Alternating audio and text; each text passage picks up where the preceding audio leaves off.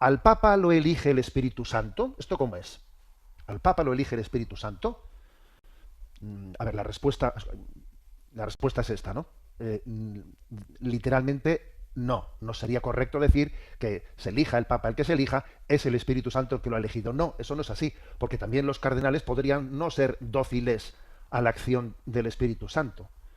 En el año 1997, el que entonces era cardenal Ratzinger, a esta pregunta, si el Papa lo elige el Espíritu Santo, se la hicieron en una televisión bávara, y entonces la respuesta que dio el cardenal Ratzinger fue muy interesante, y respondió lo siguiente: ¿al Papa lo elige el Espíritu Santo? Y él respondió: no lo diría en el sentido de que el Papa, del Espíritu Santo, escoge al Papa.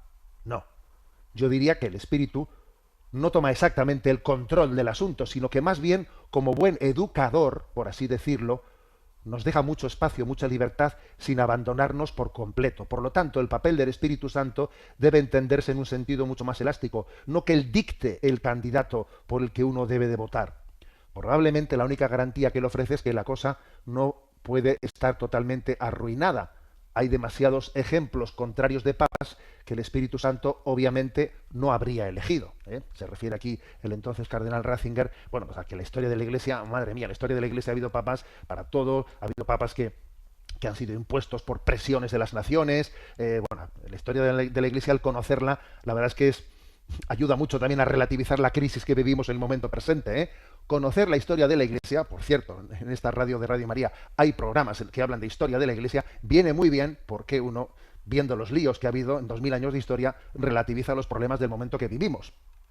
Entonces, la respuesta del cardenal Ratzinger es: a ver, no pensemos que es el Espíritu Santo el que dicta al cardenal qué nombre tiene que poner. No.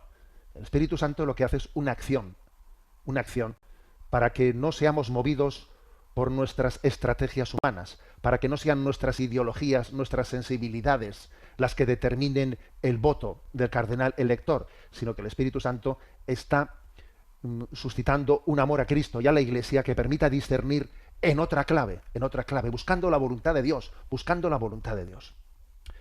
Pero alguno de vosotros preguntará: bueno, entonces, si los cardinales no son dóciles al Espíritu Santo y escogen a alguien distinto al que Dios había elegido, ¿qué? Bueno, vamos a ver, eso claro que puede ocurrir. Pero también existe la gracia de Estado.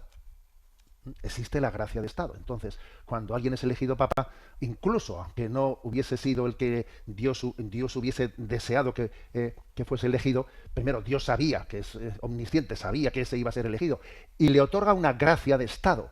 Una gracia de Estado, con lo cual, obviamente, damos un voto de confianza grande, porque Dios lo puede hacer todo nuevo, lo puede hacer todo nuevo. Y además tenemos esa promesa de que el poder del infierno no derrotará a la Iglesia. Tú eres Pedro, sobre esta piedra edificaré mi Iglesia, y el poder del infierno no la derrotará. Y creemos firmemente en que esa promesa se va a cumplir.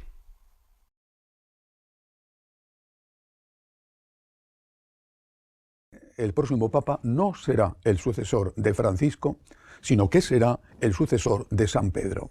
Así lo dijo casi al principio de esta etapa de congregaciones generales el general de los jesuitas, el padre Sosa, y lo han dicho muchos otros más. No se trata de elegir al sucesor de Francisco. El próximo Papa no será el sucesor de Francisco. El próximo Papa, incluso aunque decidiera llamarse Francisco II, será el sucesor de San Pedro. Y esto es muy bueno que todos lo tengan claro, porque implica que hay que mirar al origen.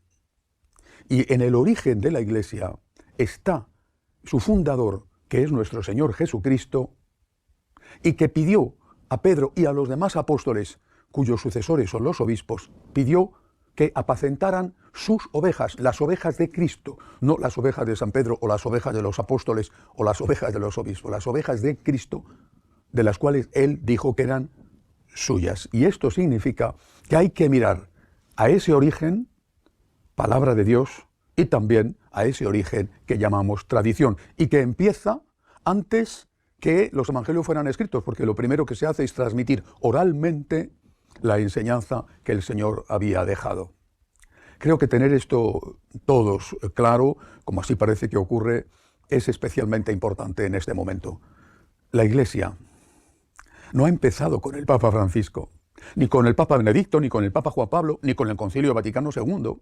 La Iglesia ha empezado con Jesucristo. Cristo es el fundador de la Iglesia. Mucha gente entiende, por falta de formación, que el Papa es una especie de cuarta persona de la Santísima Trinidad, Mm. ¿ok? O que es el sucesor de Jesucristo, más o menos. Y el Papa no es sucesor de Cristo, es sucesor en todo caso de Pedro, ¿ok? Así es. O sea, y Pedro, San Pedro, el primer Papa, o sea, San Pedro es el mismo, que es crucificado boca abajo, confirmando a sus hermanos, y el mismo que cuando llegó el momento de llegar a la cruz, no te conozco, pero sí, si tu acento te traiciona. No, yo no sé de qué me hablas, pero tú no estabas con ellos. Es el mismo al que Jesús le dice, va de retro Satanás. O sea, nuestro Señor le dice a San Pedro Satanás. Eso alguna vez, a ver, no tenemos evangelio o leemos poco evangelio.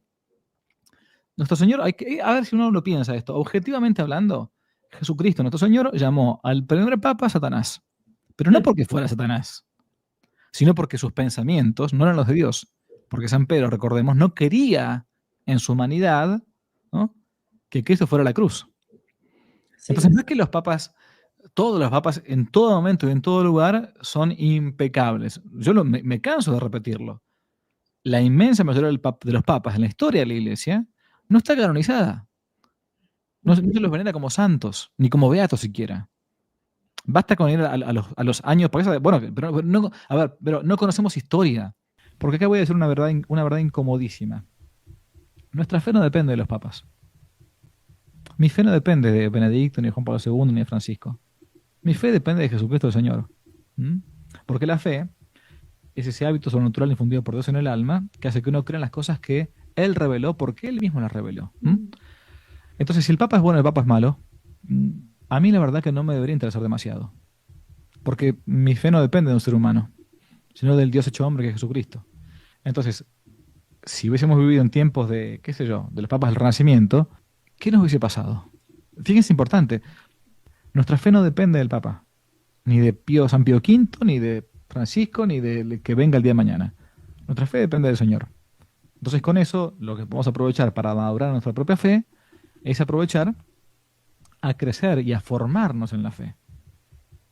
Formarnos en la fe significa algún día en la vida léete los evangelios, algún día en tu vida lee al menos el compendio del catecismo, porque si no nos vienen después las dudas y uno como que empieza a tambalearse.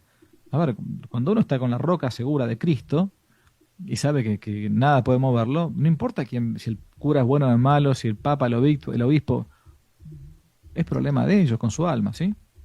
Pero bueno, aprovechar para también crecer en la fe.